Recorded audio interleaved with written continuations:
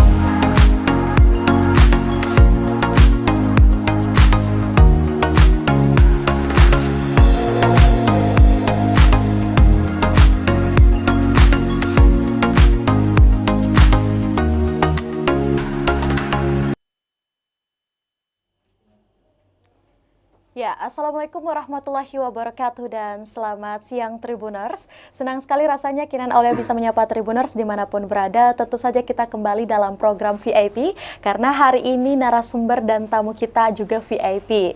Nah, bukan hanya itu karena pada hari ini juga semoga Tribuners selalu dalam keadaan yang sehat, berbahagia dan pastinya selalu semangat menjalani aktivitas. Baik, mungkin langsung saja. Seperti biasanya karena hari ini kita berada dalam program VIP bersama tamu VIP, maka kita juga sudah menyiapkan tema yang juga pastinya VIP. Yang mana pastinya pada hari ini kita akan menggali dan juga mengenal lebih dekat dengan satu sosok politikus yang sudah 2 periode juga di DPR RI tentunya.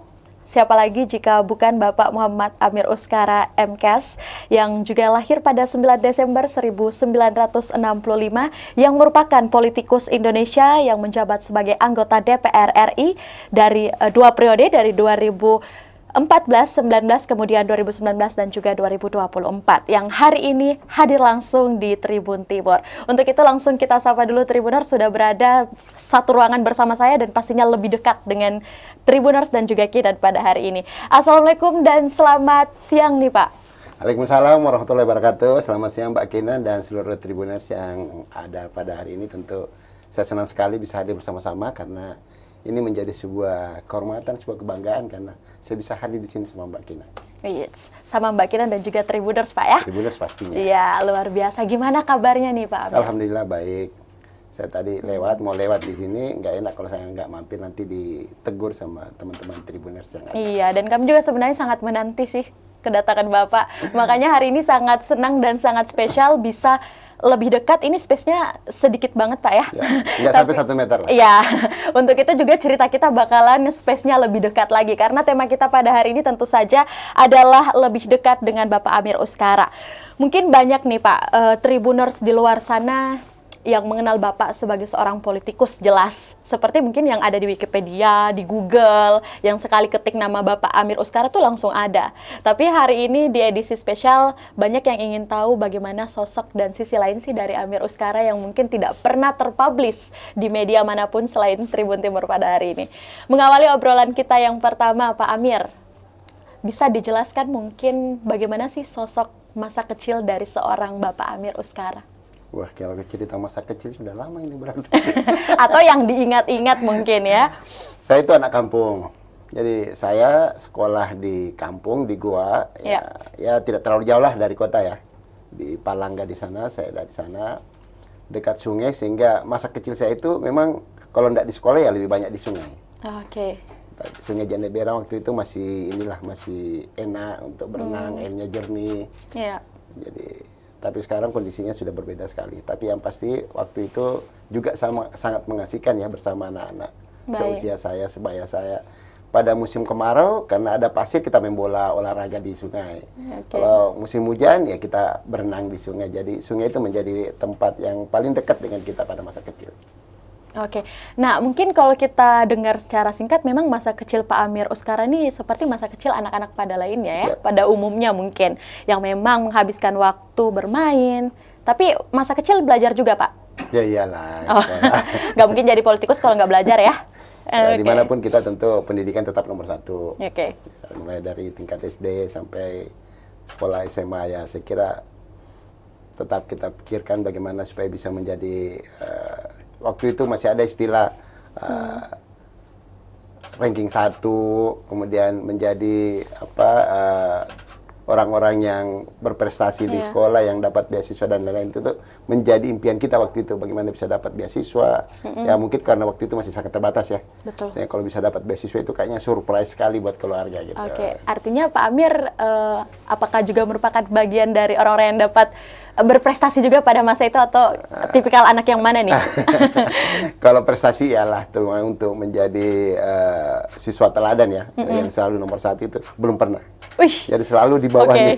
Oke, malah selalu di bawahnya. Tapi dulu memang tidak pernah berpemikiran di masa kecil mungkin ya, SD, SMP, atau mungkin SMA yang sudah beranjak remaja. Itu memang Pak Amir pada saat itu belum ada arah kalau besar nanti nih bakalan jadi seperti ini belum nggak? Oh, belum. Saya dulu pikirannya pokoknya notin tulus saja, sekolah, masuk, kemudian setelah tamat SMA waktu itu, saya malah berpikir untuk bagaimana bisa jadi bupati ya, bagaimana bisa jadi gubernur ya.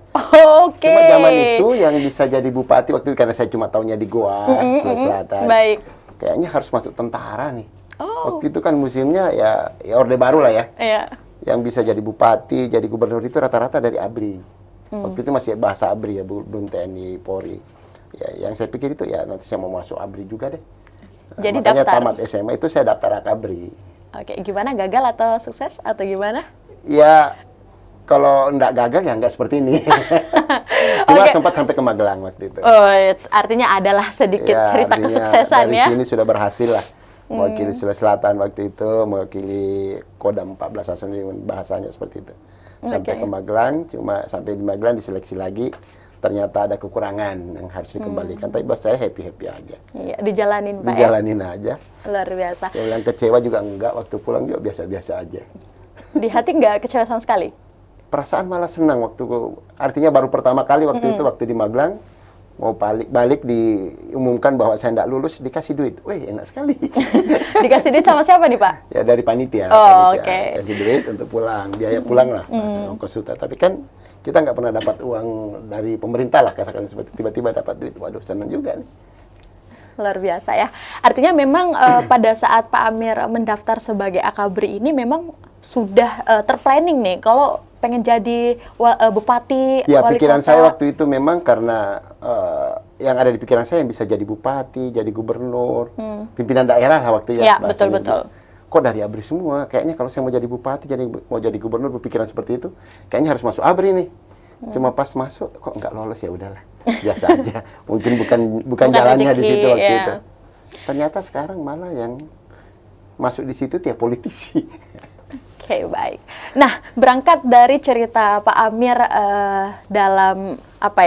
dalam menjalani masa kecilnya, kemudian memiliki cita-cita yang AKABRI juga sempat dijalankan. Akhirnya gimana nih lanjutan ceritanya Pak Amir setelah meninggalkan AKABRI karena mungkin berhenti ya di tengah jalan mungkin ya. Itu gimana lanjutan ceritanya Ini kemudian? ada lucu sebenarnya. Saya dulu waktu tamat SMA ya, sambil daftar AKABRI, daftar juga di UNHAS lah. Ya, biasalah seperti anak-anak. Ya, memilih banyak ya. Memilih banyak. Daftar di UNHAS itu saya ambil Fakultas Teknik. Wow. Dari Fakultas Teknik, karena saya anak kampung lah, kesannya selalu mengatakan bahwa saya anak kampung, saya ambil jurusan perkapalan. Pikiran saya tuh kalau perkapalan itu pesawat. Oke, pilot ya. Iya, enggak. Kalau kita kan kalau di kampung tuh ada pesawat lewat, pasti kita kejar, wah ada kapal gitu kan. Pas ada fakultas perkapalan ya saya ambil perkapalan. Oke. Masuk, alhamdulillah lolos ternyata. Jadi saya pulang dari AKABRI itu langsung daftar di UNHAS. Karena ternyata lolos di situ. Masuk di AKABRI, masuk di UNHAS, Fakultas Teknik. Masuk semester ketiga, saya mulai heran. Loh kok ini yang digambar kapal laut? Artinya ekspektasi saya untuk belajar, karena waktu itu Habibie lagi naik-naiknya kan. Iya, tentang pesawat. Tentang pesawat. Kok beda sama pikiran saya waktu mendaftar ini, kok jadi kapal laut? Nih, waduh, ini kayaknya enggak sesuai nih. Nah, waktu itu karena ya mungkin hati sudah merasa enggak nyaman. Enggak nyaman menjalani. Enggak nyaman menjalani, saya malah mendaftar lagi. Oke, untuk kedua kalinya? Untuk kedua kalinya. Di mana? Saya daftar di Fakultas Kedokteran dan saya pilih UNPAD supaya jauh dari Makassar. Wow. artinya Kinan bisa mengatakan bahwa memang Pak Amir ini juga termasuk orang yang senang untuk keluar dari kotanya, dari daerahnya sendiri. Ya, artinya jiwa itu ada, petualang itu ada. Jadi ketika pilihan selanjutnya, kemudian saya tanpa sepengetahuan orang tua loh ini saya mendaftar. Jadi Di Unpad ini? Di Unpad. Oke. Saya sih dari SMA, sepertinya saya mau anggap mandiri, iya juga. Karena orang tua juga tidak ngurusin, kamu apa, kamu di mana, dia nggak tahu. Jadi saya daftar Akabri pun nanti setelah mau ke Magelang baru saya lapor. Saya lulus ke Magelang. Masuk di Unhas juga nanti masuk. Oh, kuliah Unhas, baru ya, diketahui kuliah, juga. Ya. Jadi waktu itu karena masuk di Fakultas Kedokteran dan lulus masuk di Unpad, saya jalannya aja di Unpad sebagai mahasiswa kedokteran dan nyaman juga sih. Jadi dokter. Jadi mahasiswa kedokteran. Jadi mahasiswa kedokteran, ya. Jadi dokter karena nggak jadi dokter. Belum ya. Oke. Nah, mungkin singkat cerita juga Pak Amir, setelah Anda menjalani kehidupan di Magelang tersebut dan menjadi mahasiswa Unpad, secara kalau kita tahu Unpad ini juga universitas bergengsi loh. Ya, dan sulit juga untuk masuk di sana. Artinya Pak Amir juga merupakan mahasiswa ataupun juga mahasiswa yang berprestasi bisa masuk ke sana, apalagi mengambil fakultas kedokteran. Itu gimana mungkin ceritanya sampai bisa juga menyelesaikan? Ya, kalau untuk tes, saya biasanya sih selama ini melihat ya, kalau tes masuk sepertinya mudah. Oke. Tapi keluarnya yang susah. Oke, baik. Artinya selesainya yang susah. Jadi saya masih di Fakultas Teknik, sepertinya kok mudah-mudah saja. Masih di Fakultas Kedokteran, sepertinya susah. Cuma memang sejak saya di Fakultas Kedokteran di Pajajaran, saya juga banyak bergaul dengan aktivis ya. Jadi saya tidak bergaul hanya di lingkup mahasiswa kedokteran, tapi malah saya bergaul dengan teman-teman di ITB. Oke, lintas kampus. Lintas kampus dan rata-rata aktivis. Jadi mungkin waktu itu saya sempat ditegur sama PD3 saya waktu itu, namanya Dr. Ramdan. Ramdan Pandigoro, saya ingat sekali. Karena dia juga dari Gorontalo. Dia sayang karena sama-sama dari Sulawesi. Dia pernah tegur, Mir, kamu itu kesini untuk kuliah, bukan untuk jadi aktivis. Udah, kamu harus kuliah, harus selesai. Ya, apalagi anak kedokteran ya. Anak kedokteran. Artinya jarang lah, mungkin mereka juga kaget kok ada anak kedokteran. Seorang aktivis gitu. Bisa ikut-ikut sama anak-anak mahasiswa dari luar kampus, dari kampus lain lah. Ya, gitu. baik. Demo-demo dan lain-lain, itu kan ketahuan. Ya, tapi buat saya sih itu biasa-biasa aja lah. Artinya itu bagian daripada pembelajaran kita, mengasah diri, kemudian juga untuk meningkatkan hubungan silaturahmi dengan teman-teman lain di kampus lain. Justru saya merasa dengan kegiatan yang kita saya lakukan itu malah happy lah. Artinya perjalanan hidup ini kan kita nggak tahu mau kemana. Betul. Tapi yang namanya silaturahmi persaudaraan lebih banyak pasti akan lebih terbuka ruang-ruang untuk bisa mendapatkan sesuatu yang lebih baik. Oke, baik. Terima kasih Pak Amir. Nah, melanjutkan lagi mungkin cerita kita berdua. Nah, berakhir mungkin di mahasiswa Unpad dan juga kedokteran ini, dan akhirnya Anda juga mengatakan tadi beberapa kali memang bertemu dengan anak-anak IPB lintas kampus. Berarti saya bisa mengatakan bahwa juga Anda mungkin aktif dalam senat mahasiswa mungkin, atau juga himpunan. Itu bisa diceritakan masa-masa kuliah yang kalau kita bilang pada masa itu mungkin masa jaya-jayanya Pak Amir nih, sebagai senior yang mungkin banyak dilirik sama adik-adik senior juga ya? Ya juga sih, waktu saya di Unpad, di Fakultas Kedokteran, biasanya kan waktu itu ada istilah Dr. Andesmet ya, artinya kalau sudah selesai. Sekarang kan sarjana kedokteran, dulu Dr. Andesmet. Waktu saya masih semester 3 waktu itu, saya ikut dalam Munas Senat Mahasiswa Kedokteran Indonesia, Ikatan Senat Mahasiswa Kedokteran Indonesia di Surabaya waktu itu, dan saya terpilih menjadi Sekwil 2 waktu itu. Istilahnya sebenarnya Sekretaris Wilayah 2 ISMKI, Ikatan Senat Mahasiswa Kedokteran Indonesia, tapi sebenarnya adalah Korwil. Waktu itu saya Korwil untuk Jawa Barat dan DKI, ada 9 fakultas kedokteran waktu itu.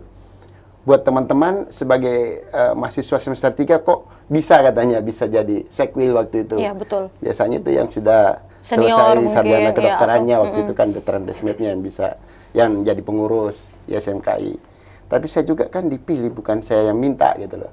Jadi waktu itu malah saya jadi enjoy karena saya dekat dengan ketua-ketua senat yang ada di UI, di UKI, ya, di Unpad, kemudian Maranatha dan lain-lain lah. Yarsi dan lain-lain. Artinya saya kalau ke Jakarta jadi banyak teman. Jadi buat saya yang begitu-begitu malah jadi enak gitu, jadi nikmat, jadi etianya pergaulan lebih luas yang tadinya di Skok Bandung, Jawa Barat, sekarang jadi banyak teman di Jakarta. Sampai di Jakarta. Udah ke Jakarta bisa ngobrol-ngobrol, ngopi gratis.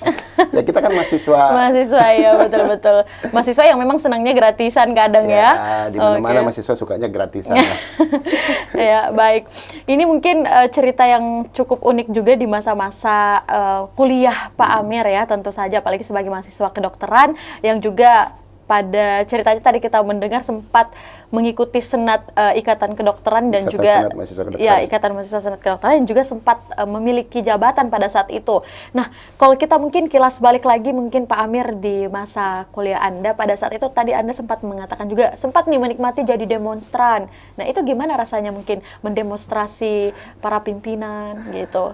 Ya, saya nggak tahu apakah saya ikut-ikutan atau memang itu keinginan karena setiap ada demo terus diajak sama teman biasa jadwal kuliah pun saya tinggalin. Jangan bilang jadi koordinator lapangan nih. Kalau korlap tidak, tapi untuk menjadi orator di lapangan udah sering. Luar biasa. Aduh, berarti ini sisi lain yang belum disampaikan sama siapapun ya kayaknya. Sepertinya saya tidak pernah sampaikan.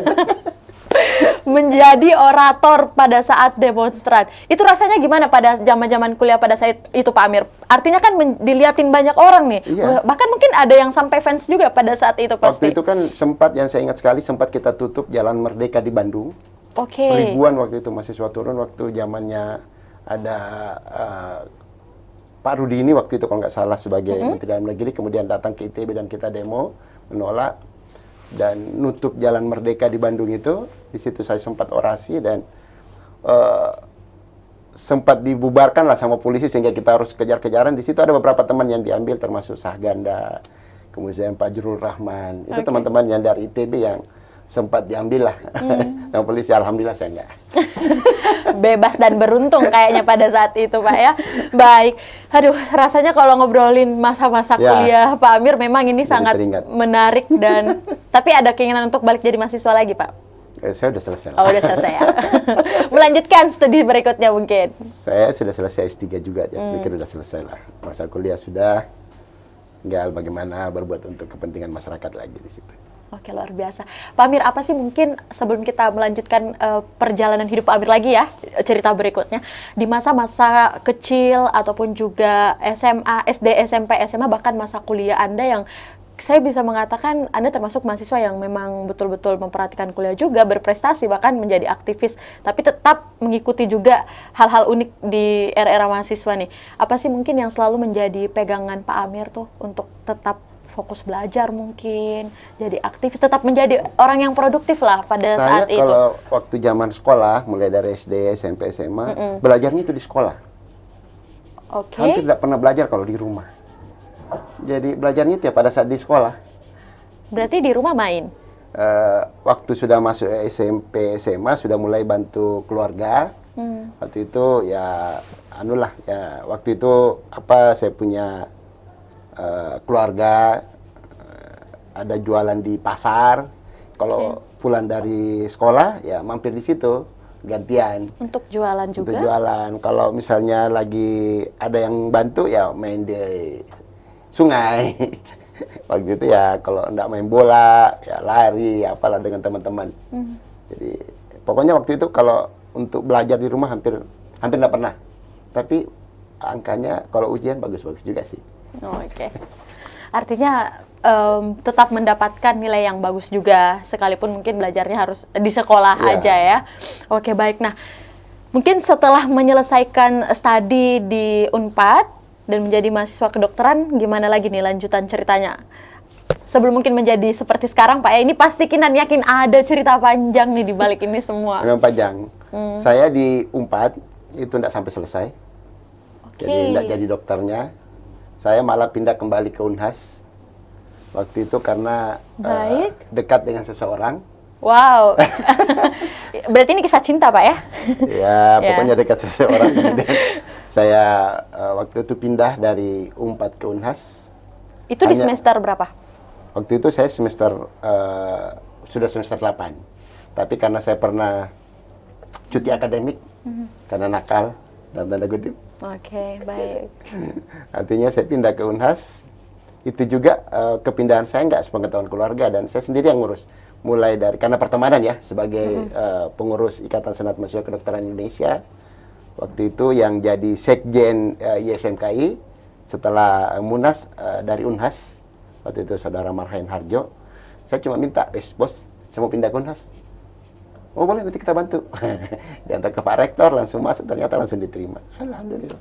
Dan di Unhas tetap mengambil kedokteran lagi? Ya, pindah kuliah aja dari Unpad ke Unhas untuk di kedokteran. Jadi di Unhas yang mau didekatin ini didapat juga hatinya? Ya, dapat juga. Luar biasa ya, artinya satu tujuan tercapai dua.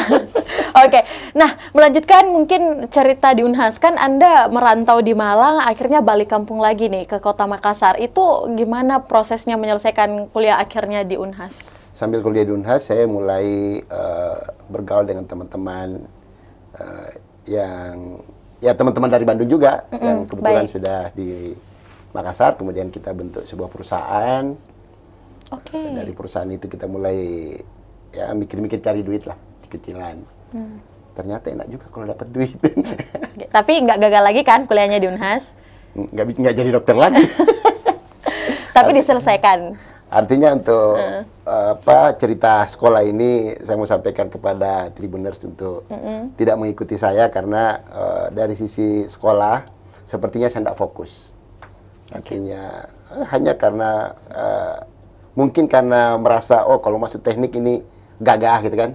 Oh kalau masuk kedokteran ini ternyata bagus gitu kan. Pikirannya seperti itu. Jadi yang saya fokus itu malah terakhir ini ya. Kalau dapat duit ternyata enak juga rasanya. Ada dokter, salah seorang dosen saya pernah tegur saya. Mir, kamu kalau sudah jadi dokter itu duit yang datang. Kamu gak usah cari duit dulu katanya. Waktu itu dokter Boy, dokter spesialis anak yang mungkin karena dekat dengan keluarga pernah negur saya. Tapi yang saya pikir, ya kalau sudah dokter memang, tapi ini kan belum. Pada saat itu? Pada saat itu. Makanya udah, nyari duit deh. Ternyata enak juga nyari duit, dapat duit. Dengan membangun perusahaan bersama rekan Pak Amir pada saat itu. Itu mungkin berlangsung berapa lama? Saya nggak tahu ya, karena proses untuk membangun sebuah perusahaan itu berjalan begitu saja, sama-sama orang baru, sehingga saya nikmati mulai dari pengurusan izin dan lain-lain. Oh ternyata begini toh kalau ngurus ini, bangun perusahaan harus begini-begini. Tapi karena merasa enak loh kok, jadi banyak teman baru nih.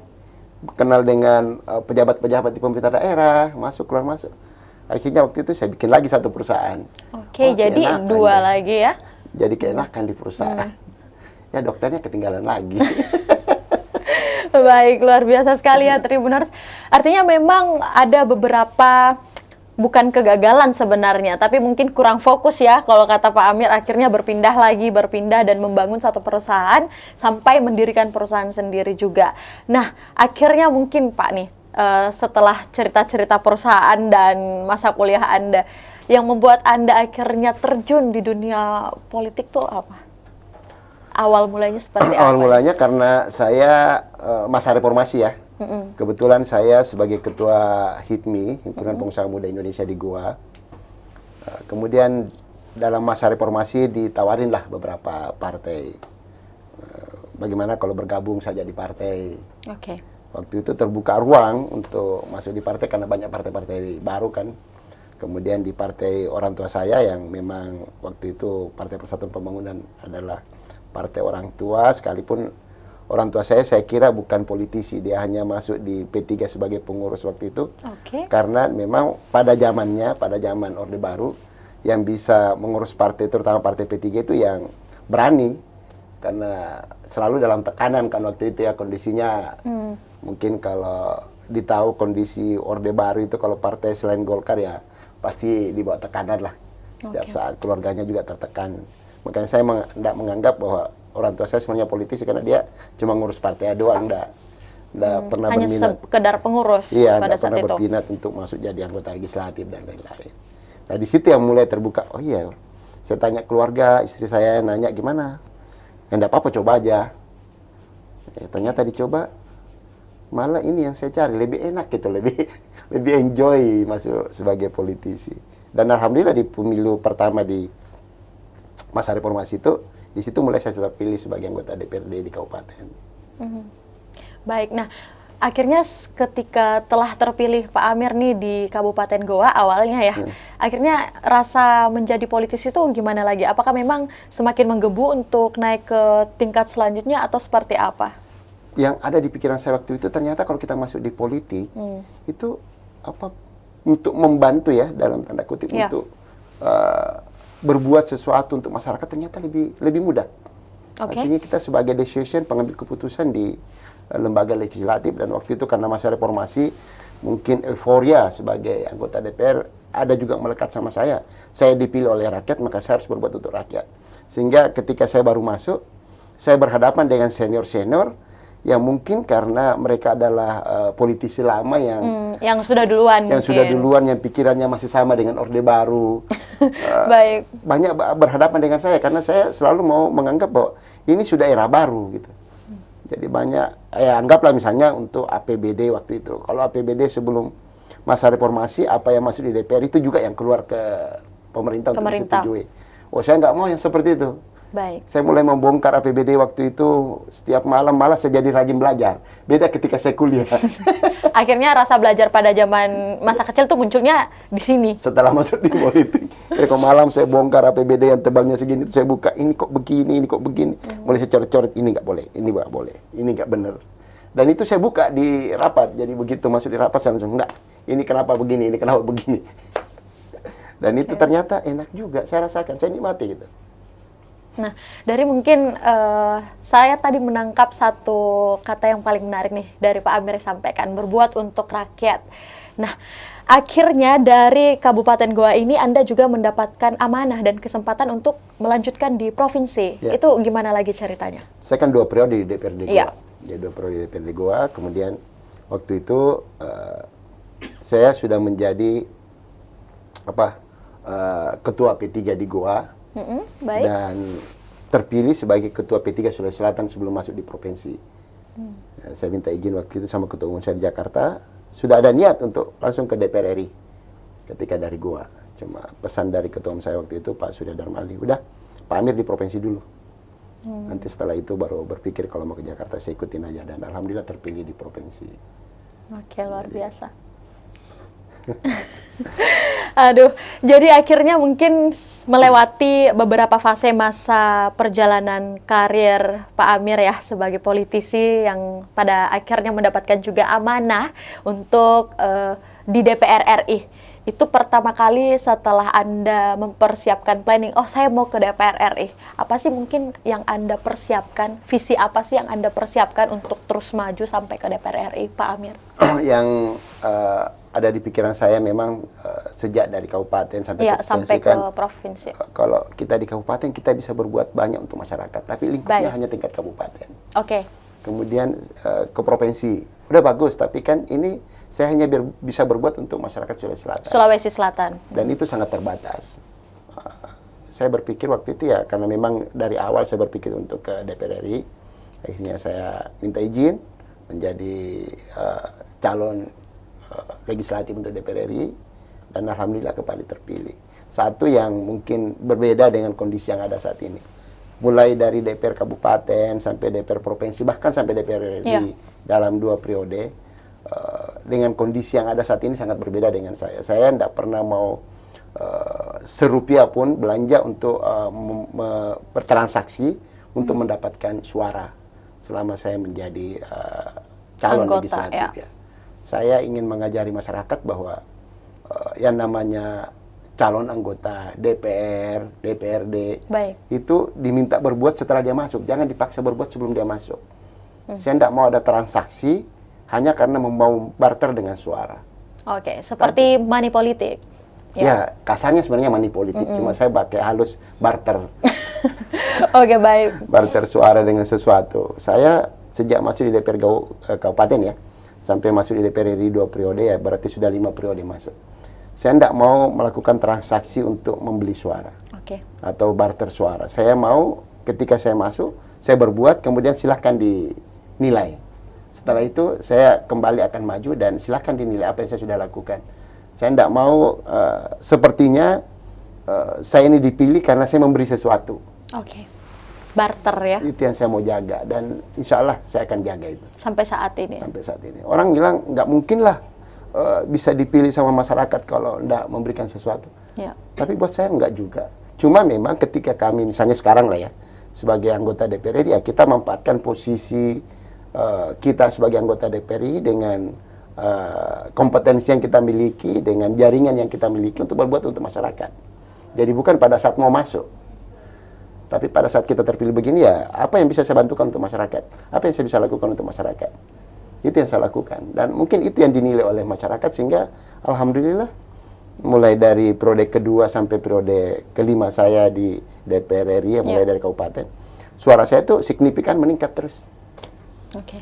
Tanpa adanya embel-embel transaksi ataupun juga barter itu ya. Bahkan teman-teman tahu, teman-teman dekat lah tahu itu. Kalau misalnya sudah dekat-dekat ke pemilu, masa kampanye dan lain-lain. Ya, masa kampanye. Jangan bawa proposal ke saya karena pasti saya tidak layani. Artinya saya mau sampaikan ke masyarakat. Oke, baik. Jangan paksa keikhlasan kita untuk berbuat itu kemudian dinodai dengan niat ria untuk hanya karena ada sesuatu gitu.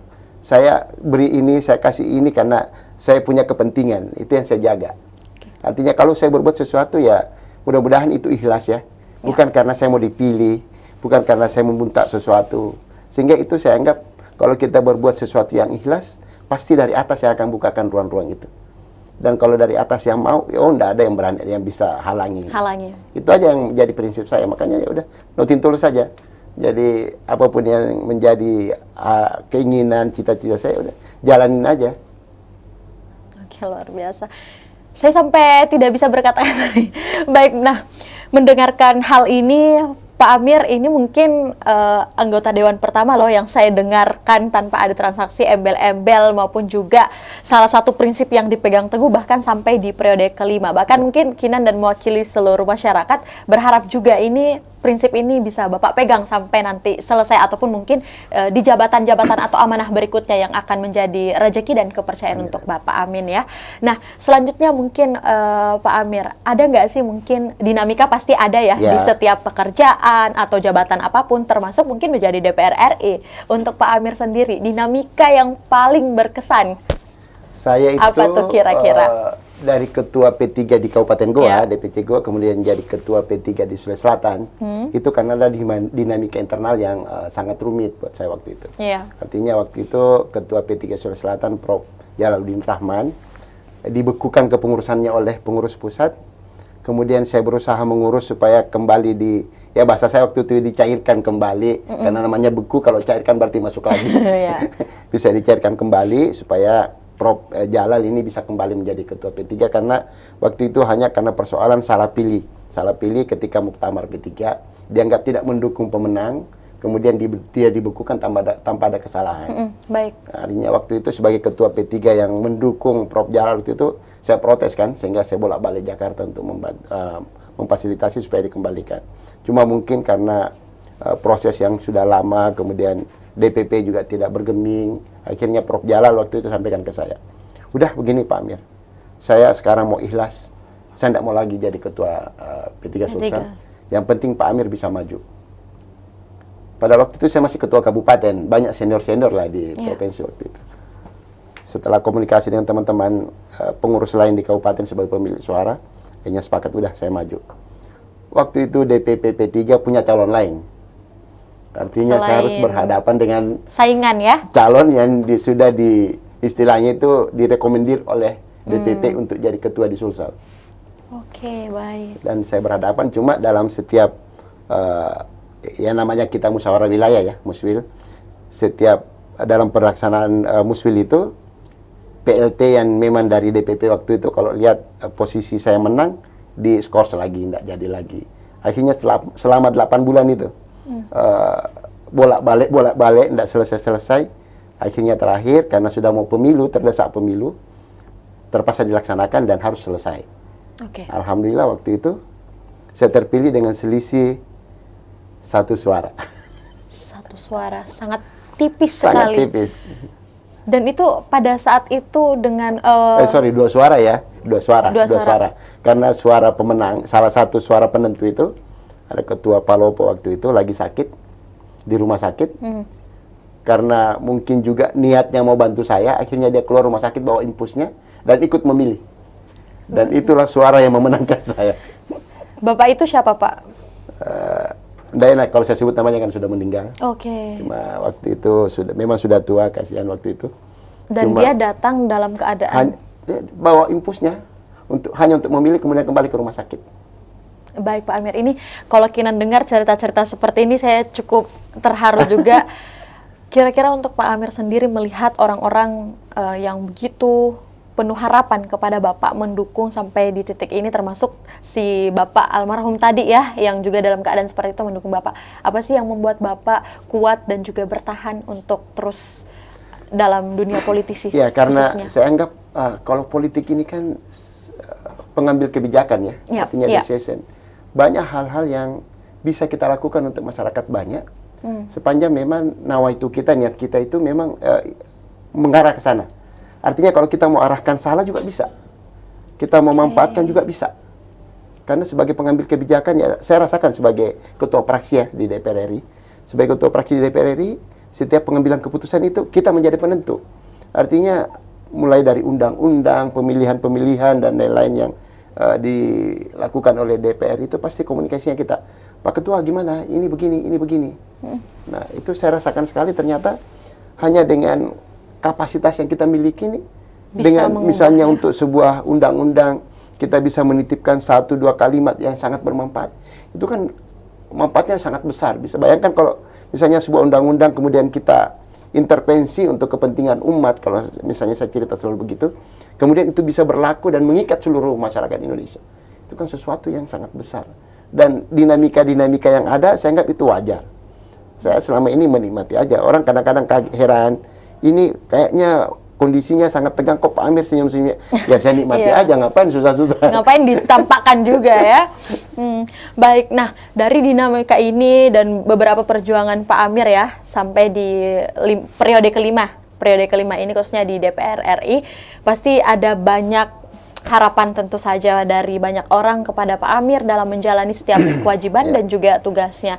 Pak Amir, kalau Kinan tanya nih, kira-kira selama perjuangan Anda khususnya ya, karir Anda, siapa sih yang menjadi tokoh inspirasi Anda sampai saat ini? Ya pasti orang di rumah. Kenapa Pak? Artinya yang mendorong dan selalu memotivasi saya itu ya istri saya. Oke. Gimana nih sosok istri yang selalu mendorong Pak Amir? Waduh, bagaimana saya cari ya? Dia juga nggak tahu kalau saya kesini. Oh ya, luar biasa. Kalau sang istri nonton nih pasti bahagia banget nih Pak. Ya dia tahu soalnya, karena memang termasuklah dalam proses kampanye dan lain-lain itu, malah dia lebih banyak jalan dari saya. Jadi dia menganggap, saya juga sepakat bahwa sebenarnya dia manajernya. Oke, jadi kalau artis ada manajer, anggota dewan juga ada manajer ya? Ya, sama dengan periode kemarin kan saya kebetulan terpilih dengan anak yang masuk di provinsi. Dan itu cuma mamanya yang jalan, bukan saya. Luar biasa. Oke. Melanjutkan cerita kita Pak Amir. Rasanya mungkin memiliki anak yang juga mengikuti jejak Anda sebagai politisi, dan di balik itu ada perjuangan sang istri. Gimana Pak? Ya, sebenarnya anak saya itu saya larang masuk di politik. Jadi saya sekolahkan dia, dan itu juga dia sepakat sekolah di Singapura, ambil bisnis. Pikiran kita, karena saya kan basicnya dulu bisnis ya. Baik. Bagaimana supaya dia juga bisa melanjutkan kegiatan-kegiatan bisnis yang ada. Ternyata setelah dia waktu di Singapura sih, dia pernah minta ke saya cuti 1 tahun. Baik. Saya tanya, untuk apa nak? Mau jadi ketua PPI, Persatuan Pelajar Indonesia di sana. Ya saya pikir ya udah baguslah itu, artinya untuk meningkatkan kompetensi ya. Saya pikir bagus juga lah. Bahasanya waktu itu kan Pak Habibie juga ketua PPI di Jerman waktu itu. Oh iya nak, enggak apa-apa, kalau begitu setuju deh. Saya pikir ini ya udah untuk meningkatkan kepercayaan dirinya kepercayaan juga, dan kompetensinya sebagai anak muda, ya udah nggak apa-apa. Ya udah, dia waktu jadi ketua PPI juga keliling-keliling di beberapa negara, pertemuan-pertemuan, lapor sini ke mana. Ya setelah pulang ya udah, karena ada perusahaan udah jalan aja. Pas penyusunan pengurus di P3 Sulsel, mulai ada gelagatnya, minta izin jadi pengurus. Itu rasanya gimana sang anak meminta? Saya langsung? sebenarnya enggak terlalu senang waktu itu. Cuma mamanya bilang, loh kenapa dilarang? Ini mamanya yang masuk. Kalau sudah mamanya yang masuk, saya harus angkat tangan, udah. Jadi pengurus saja. Kan jadi pengurus saja, ya. Pas proses pencalekan, minta jadi caleg. Wah, ini sudah mulai masuk ini. Oke, sudah mulai ada ini juga planning ke depan. Waktu itu saya tanya, saya kasih garis. Oke, bisa jadi caleg tapi tidak boleh di gua. Pikiran saya waktu itu kalau dia masuk di gua ya paling duduk-duduk udah terpilih. Artinya saya kan sudah bangun basis di sana. Jadi di mana udah masuk di Makassar. Mau nyalek di Makassar. Dan dia mau. Mau. Dan setelah proses pencalekan, pemilihan ternyata terpilih. Ya mau di apa? Itu sudah keinginannya sendiri, kemudian ternyata upayanya untuk masuk berhasil, ya sekalipun mamanya juga ada di belakangnya ya. Iya. Tapi ya saya anggap itu ya sudahlah, kalau memang jalannya seperti itu ya silakan. Tapi Pak Amir gimana rasanya menjadi ayah dan di samping itu juga menjadi seorang pimpinan? Di samping itu diberikan lagi nih amanah anaknya harus yang saya memimpin. jaga sebenarnya itu Ya. jangan sampai ada kesan anak saya ini jadi anggota DPR karena saya. Oke. Tapi itu sudah bisa ditepis dengan dia tidak boleh nyalek di gua.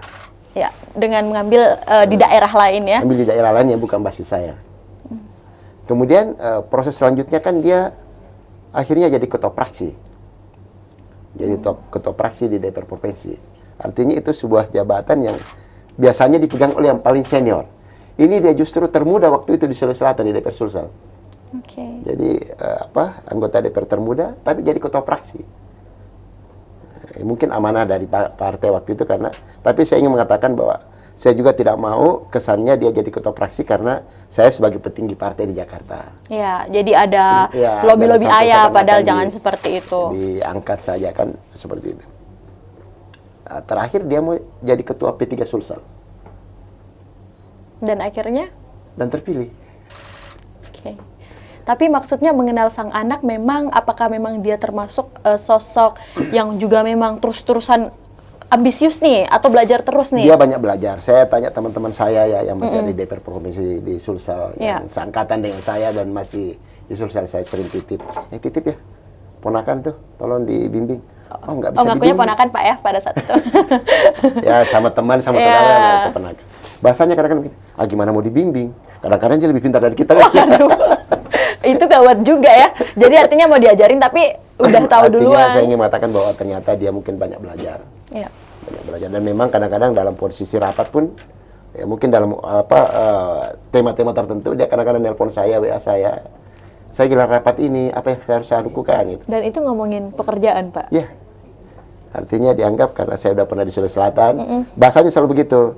Kan sudah pernah di sini, kalau begini apa yang saya harus lakukan? Wah, ini. Luar biasa, artinya kita harus jawab karena dianggap itu kita pernah lalui kan. Artinya nanti kita harus punya segmen untuk mengundang anak Pak Amir juga nih. Kita lihat dari kacamata sang anak gimana sosok ayah ya yang luar biasa. Baik, kayaknya kita berikan tepuk tangan yang meriah dulu buat Pak Amir Uskara yang sangat luar biasa. Para Tribuners. Aduh, tapi pertanyaan kita belum berhenti nih Pak Amir. Ini saya sudah sangat puas juga ya mendengarkan masa kecil, masa remaja, bahkan sampai pada titik terpilih dari profesi memiliki perusahaan sampai dengan menjadi pengambil kebijakan yang juga pastinya untuk rakyat kalau tadi kita dengarkan juga di periode kelima ini. Tentu saja banyak perjuangan yang juga dijalankan oleh Pak Amir Uskara, saya yakin hal itu, dan beberapa dinamika-dinamika yang kalau kata Pak Amir selalu dilewati dengan senyuman. Jadi nggak ada yang tahu kalau hatinya mungkin lagi sedih, lagi capek. Tapi Pak Amir, sampai di titik ini mungkin selain dari inspirasi adalah keluarga besar yang menjadi penguat Pak Amir tuh untuk terus menjalankan sebagai pengambil kebijakan. Maksudnya, kalau pertanyaannya gini deh, pernah capek nggak sih Pak jadi pelayan publik gitu? Kalau capek kayaknya nggak pernah ada kayak nyesal gitu, nggak pernah. Iya. Merasa capek nggak pernah. Bahkan kalau misalnya musim kampanye kan, kita kan biasa tidurnya kurang. Karena harus ketemu banyak silaturahmi dengan teman-teman, dengan konstituen lah kasarnya seperti itu. Istri saya kadang-kadang ngasih tips begini, lebih bagus kurti daripada kurdu. Apa kurti? Kurang tidur daripada kurang dukungan gitu. Oke, baik. Aduh, aduh. Lebih bagus kurang tidur daripada kurang dukungan katanya. Oh iya juga ketawa. Artinya itu menjadi apa ya, penyemangat lah pada posisi-posisi. Wah ini dari pagi kita keluar subuh, habis salat subuh kadang-kadang udah terima teman-teman, terus jam 2 masih ada, jam 12-an masih ada yang datang. Wah ini kapan istirahatnya? Cuma ya udahlah, inilah perjalanan hidup, karena kita sudah memilih sebagai politisi, ya tentu kita harus menjadi pelayan. Ya seperti itulah perjalanannya. Dengan semangat sang istri juga pastinya yang selalu ada.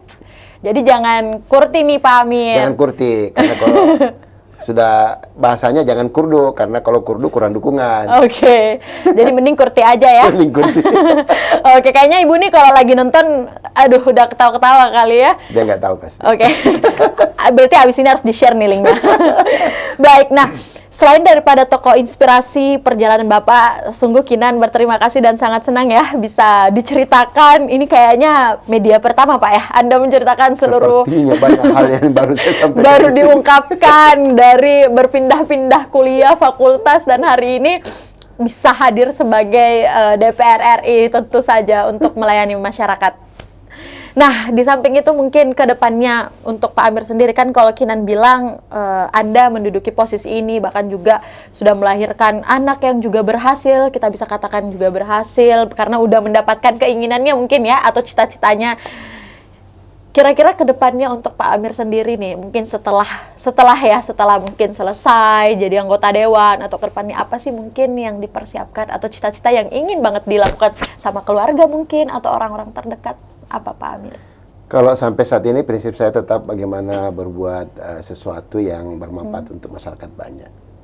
Jadi ya kalau dalam agama ada khairun nas ampa'uhum linnas, sebaik-baik kita adalah yang paling bermanfaat untuk orang banyak, dan itu saja yang saya lakukan. Kalau misalnya saya mengambil sesuatu keputusan, apakah ini sudah jauh lebih bermanfaat untuk masyarakat banyak daripada daripada sebelumnya. Oke. Dan kedepannya mungkin tidak ada target lagi atau tetap ada target hidup mungkin buat Pak Amir? Pastilah yang namanya target hidup ada, cuma juga ada target-target di mana kita harus berhenti untuk, artinya jangan sampai karena keenakan kemudian seakan-akan kita sudah tidak mau tergantikan, itu juga kita harus jaga. Artinya saya jadi ketua P3 di Goa itu hanya 1 periode dan saya harus selesaikan. Saya jadi ketua P3 di Sulawesi Selatan juga 1 periode. Periode kedua saya sudah pindah ke Jakarta dan minta diganti. Dan sekarang sudah di 2 periode di DPR RI. Tentu kita akan lihat dulu, karena saya sebagai wakil ketua umum yang membidangi pemenangan pemilu di partai, tentu bagaimana bisa membesarkan partai dulu. Oke, tetap ya. Kedepannya mungkin Pak, selain dari target yang juga Anda sampaikan, kedepannya mungkin ada nggak sih harapan? Ini sebagai closing statement juga nih, udah berakhir Pak. Maksudnya cerita kita ini akan ada terus ya, banyak sebenarnya yang pengen Kinan tanyakan, tapi memang karena kita juga tahu bahwa memang perjalanan Pak Amir yang tidak begitu mudah. Yang mungkin kalau orang lihat nih Pak, kayaknya cuma foto di Google nih, wah keren nih gini-gini. Tapi sebenarnya ada sosok yang luar biasa sekali di balik Pak Amir. Pak, mungkin apa sih mungkin pesan mungkin buat keluarga, buat istri, sebelum kita juga closing statement, sebelum Pak Amir memberikan motivasi nih buat kita semua yang selalu menemani Bapak di setiap perjuangan sampai pada posisi ini. Ya, saya kira sampai sekarang saya ingin mengatakan ya sudah seperti ini aja kita lalui. Artinya nothing tulus lah. Saya dalam keluarga saya mengatakan biarlah kita ini yang namanya karier, perjalanan hidup itu di atas yang ngatur. Kita ikuti saja seperti air mengalir, karena sepanjang nawaitu kita itu nawaitu yang baik, niat untuk berbuat banyak, kemudian ikhlas dalam berbuat sesuatu, maka di atas adalah yang menentukan perjalanan hidup kita. Ya namanya rezeki kan, jabatan dan lain-lain itu bukan urusan kita. Kita paling berikhtiar saja, tapi di atas yang menentukan, dan semuanya kita serahkan ke atas. Oke, mungkin pesan buat istri dan anak apa nih Pak? Saya paling baper kalau terkait dengan itu. Nggak apa-apa Pak ya. Jadi sometimes ini bakalan jadi jejak digital juga bersama Bapak Amir Uskara ya, yang pada hari ini tema kita lebih dekat dengan beliau. Kira-kira mungkin setelah ya, 10 tahun, 20 tahun ke depan untuk Pak. Ibu sih, untuk istri di rumah, saya kira apa yang dia lakukan selama ini itu betul-betul menjadi inspirasi, menjadi penyemangat, dan mungkin saya mengatakan bahwa semua keberhasilan kita dapat dalam keluarga itu karena dia. Jadi kita ini, saya lah termasuk, saya ingin jujur mengatakan bahwa kalau bukan karena istri mungkin tidak seperti ini.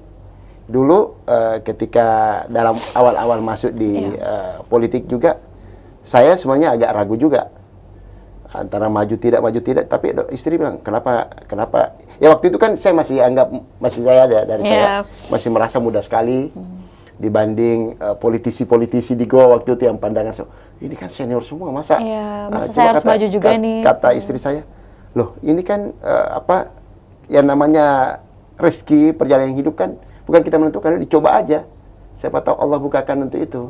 Ternyata memang di situ jalan hidupnya. Sama dengan yang saya bilang tadi.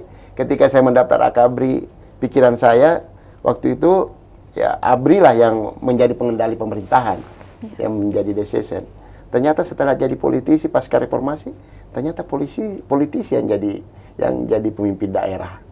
Oh, ini mungkin yang dibukakan waktu itu oleh Allah. Luar biasa ya Ibu dan Pak Amir, ini luar biasa sekali buat anak Pak Amir yang juga mungkin kalau kita lihat mengambil mengikuti jejak Pak Amir tapi memang berjuang juga nih. Anak saya kan ada yang di politisi, ya ada di politik, terus yang kedua itu di Fakultas Teknik. Oke. Yang ketiga di Fakultas Kedokteran. Oh, berarti mengambil semua masa-masa Pak Amir yang sempat tertunda ya. Jadi saya tidak jadi sarjana teknik, ternyata ada anak saya sudah jadi sarjana teknik. Oke, luar biasa. Saya tidak jadi dokter, ternyata anak saya sementara koas ini mungkin insya Allah dalam beberapa waktu akan jadi amin. dokter. Artinya ya mungkin itulah Tuhan memberikan, udahlah karena kau tidak bisa kasih anakmu. Jadi ya saya cuma mendorong mereka untuk ikhlas saja. Itu yang saya selalu sampaikan sama keluarga. Sepanjang kita kerja ikhlas, niatnya untuk kepentingan orang banyak, ya pasti di atas yang akan bukakan, dan kalau sudah di atas yang akan membukakan ruang, tidak ada manusia yang bisa menghalangi. Oke.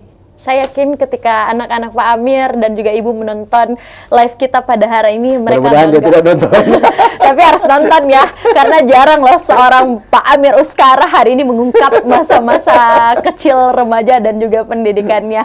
Dan mungkin ketika mereka menonton 5-10 tahun ke depan, oh ternyata ayah saya ini sosoknya seperti ini. Kalau anak saya sekarang yang kedua, yaitu saya serahi untuk mengelola usaha-usaha yang ada, karena kakaknya sudah jadi politisi. Jadi ya mudah-mudahan, saya selalu melihat bahwa ternyata dia memang kayaknya lebih fokus, lebih talenta lah di dunianya. Makanya saya juga berpikir, ya mungkin inilah jalan yang Allah berikan ke saya sekeluarga. Ya, betul. Ternyata anak saya yang pertama, udah kamu jadi politisi saja. Kamu yang kedua ternyata punya kemampuan yang lebih dari kakaknya di dunia bisnis. Dan yang ketiga mau jadi dokter. Ya mungkin setelah itu juga mungkin ya siapa tahu juga dokter tapi bisa jadi pengusaha. Dan tidak usah jadi politisi yang dua. Larangan kedua ya. Oke, baik. Itulah mungkin sederet cerita tentang Bapak Amir Uskara yang sangat luar biasa. Yang terakhir mungkin Pak Amir, ini asli terakhir. Karena Kinan sangat nyaman bercerita dan mengetahui sisi lain seorang Bapak Amir Uskara yang juga merupakan Sepertinya politisi. Saya kok jadi terbuka ya. Hari ini ya, khusus di program VIP ini. Yang terakhir mungkin Pak Amir, sebagai penutup kita, closing statement kita, tentu banyak harapan banyak orang di pundak Bapak, sesuai mungkin juga dengan posisi Bapak saat ini. Apa sih mungkin harapan Pak Amir, atau mungkin apa yang ingin disampaikan kepada seluruh masyarakat yang selalu mendukung Pak Amir Uskara? Saya harus jujur menyampaikan bahwa tentu sebagai politisi kita selalu mengambil keputusan kebijakan itu dengan segala pertimbangan. Saya tidak mungkin bisa memenuhi semua harapan, keinginan konstituen yang memilih saya, apalagi keinginan dan harapan masyarakat Sulawesi Selatan terhadap saya. Apapun yang saya lakukan itu tentu sesuai dengan kapasitas, kompetensi, dan saya selalu menggarisbawahi, saya berusaha melakukan hal-hal yang bisa saya lakukan tapi juga menjaga integritas dan kompetensi saya. Jangan sampai kemudian hanya karena niat membantu kemudian saya harus keluar dari aturan atau regulasi yang ada. Jadi tentu permintaan maaf saya kepada konstituen yang belum bisa saya penuhi harapannya, karena memang ada hal-hal keterbatasan-keterbatasan yang tidak mungkin saya bisa menjadi kayak malaikat yang bisa melakukan segalanya. Jadi ada juga keterbatasan-keterbatasan dengan kemampuan dan regulasi yang ada, sehingga tidak semua harapan keinginan masyarakat bisa saya penuhi. Tapi insya Allah apapun itu, sepanjang saya bisa lakukan, sepanjang itu adalah kompetensi saya, sepanjang itu adalah sesuatu yang menjadi tanggung jawab saya pasti akan berusaha. Oke, kita berikan apresiasi yang sangat luar biasa buat Bapak Amir Uskara pada kesempatan kali ini. Aduh, rasanya sangat senang bertemu Bapak dan juga mendengarkan semua sederet cerita yang mungkin sebelumnya tidak pernah diungkapkan, dan hari ini spesial kita mendengarkan secara langsung. Dan hari ini saya juga bisa mengatakan nih, Kinan duduk di sini langsung dapat tokoh inspirasi nih. Dari semangat keluarga dan juga jejak perjuangan seorang Bapak Amir Uskara yang juga menjadikannya bisa menduduki posisi ini. Tapi satu hal yang paling selalu saya ingat dari awal kita ngobrol sampai selesai adalah selalu membantu dengan tulus dan ikhlas, karena tidak ada yang bisa menghalangi jika itu adalah yang dari atas ataupun juga sudah rezeki dari Allah Subhanahu wa taala. Tetap membantu dan pastinya juga selalu menebar manfaat. Terima kasih banyak Bapak Amir Uskara. Terima kasih Mbak Kinan, sudah mengorek banyak dari saya. Iya, dan saya sih harapannya memang dari tadi ini dinonton ya. Baik, semoga Pak Amir sehat selalu yang paling penting, dan sukses dan terus menebar manfaat untuk banyak orang khususnya. Baik, Tribuners, itulah tadi obrolan kita bersama Bapak Amir Uskara dan juga sederet cerita lebih dekat dengan Bapak Amir Uskara. Semoga obrolan kita pada hari ini bisa menjadi cerita inspiratif untuk banyak orang di luar sana. Khususnya mungkin saya juga mau memberi salam nih kepada keluarga besar Bapak Amir Uskara yang mungkin nanti akan menyaksikan video ataupun juga live kita pada hari ini. Pasti akan ada yang kirim. Baik, bahwa juga saya mau mengatakan pekerjaan apapun dan dimanapun kita menebar manfaat kepada banyak orang, mungkin itu adalah salah satu kuncinya. Dan saya menutup acara ini dengan kalimat yang sangat luar biasa. Saya mendengarkan dari Bapak Amir Uskara adalah lakukan segala hal dengan niat yang tulus dan juga ikhlas. Saya Kinan Aulia, sampai bertemu lagi pada episode berikutnya dalam Tribun VIP. Wassalamualaikum warahmatullahi wabarakatuh. Waalaikumsalam warahmatullahi wabarakatuh.